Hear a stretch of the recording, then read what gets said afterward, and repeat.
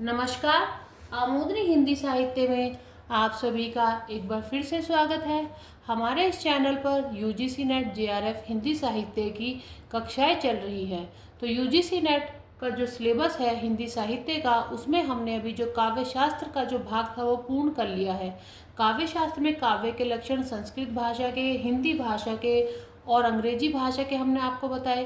काव्य किन किन तत्वों से मिलकर बनता है, जैसे कि अर्थ तत्व, भाव तत्व, इन सब के बारे में हमने आपको बताया।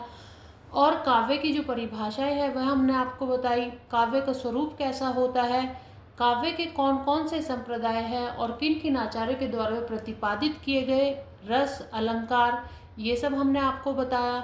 उसके बाद साधारणीकरण क्या होता है उसकी व्याख्या बताई आपको हमने। रस सूत्र के बारे में बताया कि किसने प्रतिपादित किया, ये सब हमने आपको बताया।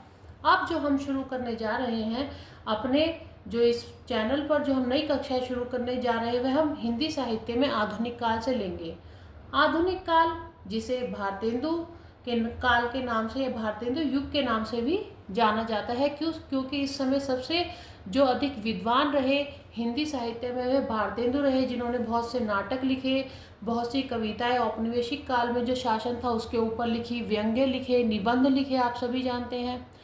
तो जो हम आज उन सब में से, जैसे कि जो आधुनिक काल की विधाएं हैं, उपन्यास है, कहानी है, नाटक है, आत्मकथा है, रिपोर्टाज है, कई है, जैसे रेखा चित्र भी है, ये सब जो है क्या है आधुनिक काल से जुड़े हुए हैं। गद्य साहित्य के अंतर्गत ये सब आते हैं। आप ये सब जानते होंगे कि जितनी भी विधाएं हैं हिंदी की, इससे पहले जो था वो पद्य काल था, और जो ये आया जिसमें उपन्यास, नाटक, कहानी, ये सब गद्य साहित्य से जुड़े होते हैं।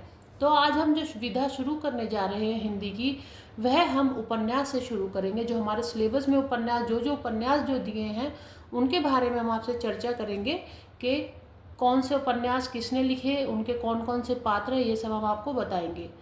पर उपन्यास को हम डायरेक्ट आपको किसी उपन्यास को उठा के इसलिए नहीं बता सकते क्योंकि हर उपन्यास का एक इतिहास होता है, या हर विधा का हिंदी साहित्य में एक इतिहास है।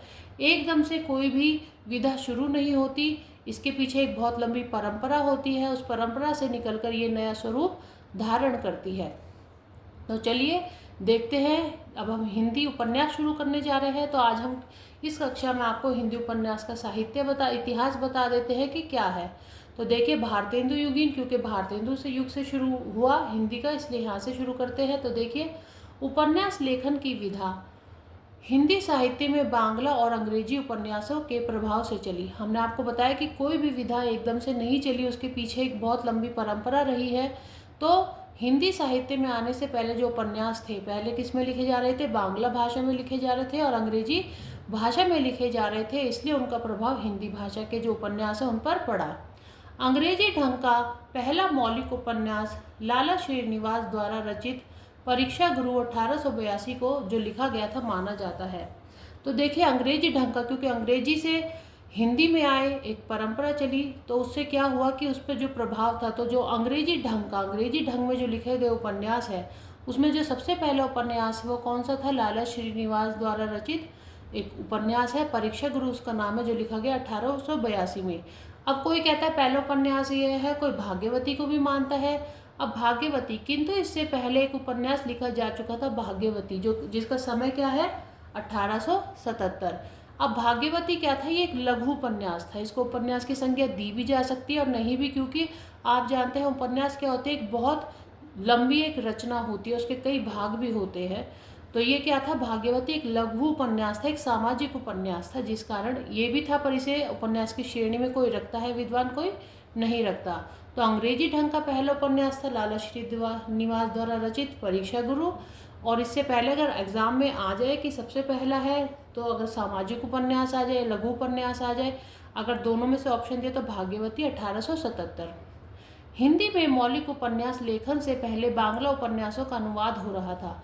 अब एक परंपरा जैसे चलती है, तो अग्रसर जो भी पहले लिखा, जो साहित्य लिखा जा रहा था वह आगे अग्रसर हुआ बांग्ला से, फिर वह हिंदी की ओर अग्रसर हुआ। तो देखिए, बांग्ला भाषा में क्या थे, जो उपन्यास थे वो हिंदी भाषा में अनुवाद हो रहे थे। जब तक हिंदी में उपन्यास नहीं लिखे गए, उससे पहले बांग्ला भाषा के जो अनुवाद हो रहे थे, उन उपन्यासों से काम चलाया जा रहा था। इसी कारण इन उपन्यासों पर संस्कृत, बांग्ला, अंग्रेजी की छाप देखी जा सकती है।